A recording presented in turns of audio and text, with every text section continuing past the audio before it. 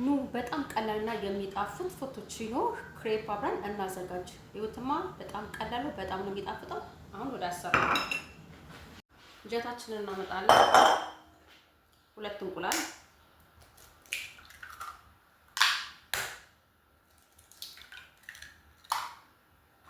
2 ማንኪያ ስኳር፣ ትንሽ ቫኒላ፣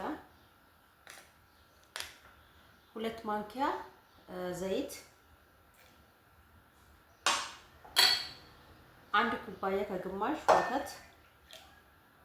ይህንን በደንብ ሚክስ እናደርገዋለን።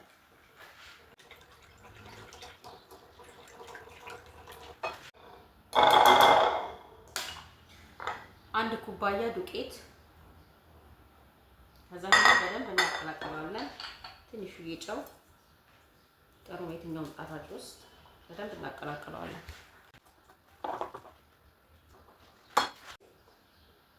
እንደዚህ ሲሆንልን በጣም አሪፍ ነው። ለ30 ደቂቃ ላይ እናስቀምጥና ከዛ በኋላ እንገናኛለን። አሁን ከ30 ደቂቃ በኋላ እንደዚህ ክሬፓችን ደርሶልናል። አሁን ወደ ጋዝ እንሄድና ይሄን ጥደን እንጋግራለን። መጥበሻችን ትንሽ ከሞቀ በኋላ እንጨምራለን። ከዛ እንደዚህ ሁሉም ጋር እንዲደርስ እናደርገዋለን። ብዙ እንዳታቆዩት፣ ቶሎ ነው እንትን የሚለውና ትንሽ ገልበጥ እናደርገዋለን። 1-2 ደቂቃ ይበቃዋል። ብዙ እንትን እንዲልብን ማድረግ የለብንም። አያችሁት? በጣም ልስልስ ያለ ነው። አሁንም ደግመን እንደዛው እንጋግራለን ማለት ነው። ሊጣችን እስኪያልቅ ድረስ በዚህ መልኩ እንጋግራለን። ሁሉንም እንደዚህ ጋግረናል። እዩትማ እንዴት ስስ እንደሆነ በዛ ላይ ይውላችሁ። አሁን ይሄን ምን እናደርጋለን? በዚህ እንቆራርጠዋለን።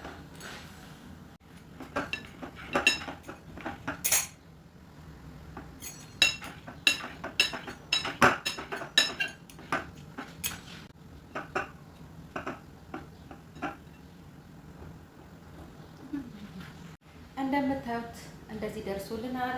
አሁን በምንፈልገው መልኩ እንትን መብላት እንችላለን። በማር በቸኮላት፣ እኔ ባለፈው ያሳየኋችሁ ቸኮላት አለኝ እንደዚህ አዘጋጅቻለሁ። ሌላ ደግሞ ማር አለ በሎቱስ እና በፈለጋችሁት ነገር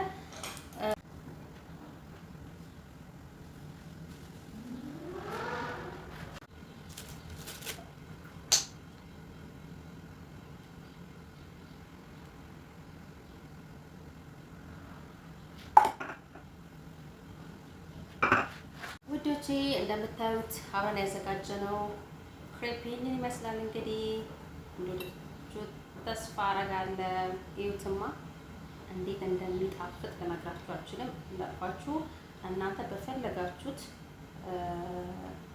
መንገድ በፈለጋችሁት ነገር መብላት ትችላላችሁ።